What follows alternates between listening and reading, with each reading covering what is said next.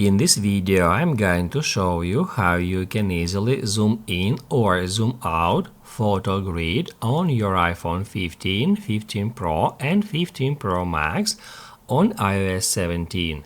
Be sure to watch the video to the very end so you don't make any mistakes. Let's get started, and first off, open up Photos app. Then get into some album or go to your main photo library.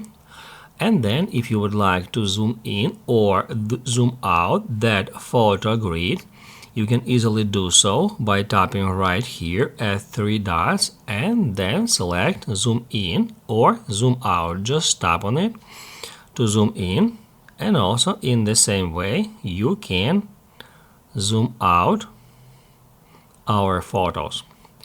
Also, we can easily do so by pinching it.